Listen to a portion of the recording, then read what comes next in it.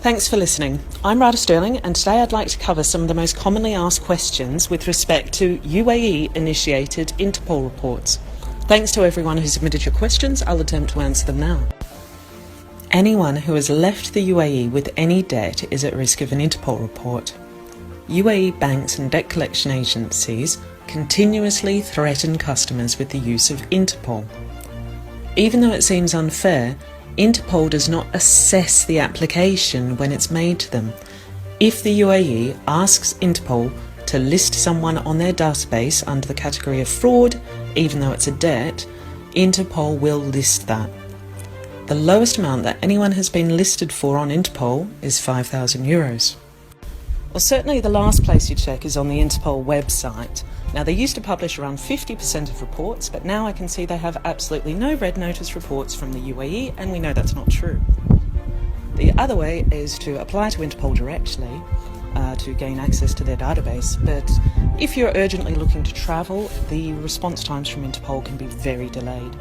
The other method is to do a formal status check in the UAE. That will cover GCC and Interpol reports. That is probably the safest.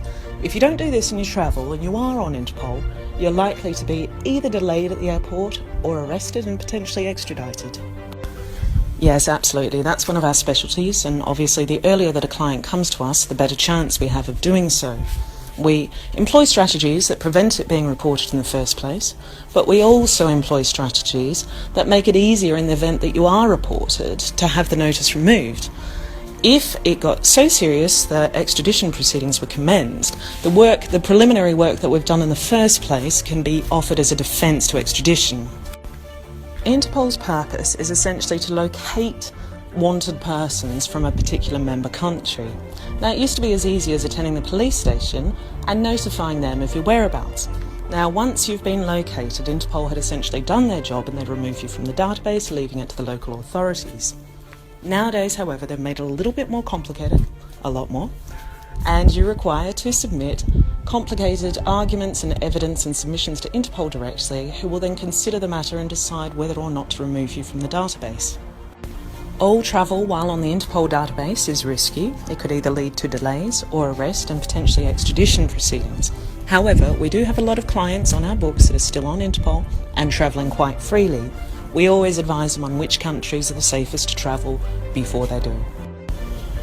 This is quite the burden for people who, even after their names have been cleared and removed from Interpol, certain countries retain the historical records, meaning that you can suffer immigration issues, deportation or visa application issues. Now, this needs to be resolved from within that country using local expertise. We usually assist by providing evidence as to the obscurity of the original report, and that supports an application to enter that country.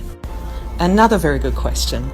Now, Interpol has a vested interest in maintaining a strong working relationship with the Emirates, and even though their personal workload has increased in Lyon with the number of removal applications that they're receiving as a result of these frivolous reports, it's still a calculated decision to maintain strong ties with the UAE. I hope this covers a lot of commonly asked questions, but if you feel that there's something that you would like me to cover, please send me an email or a message and I'll cover it in my next Q&A session. If you feel that you're at risk of Interpol, have been reported to Interpol and need to be removed, or are subject to extradition proceedings, please contact us as soon as possible.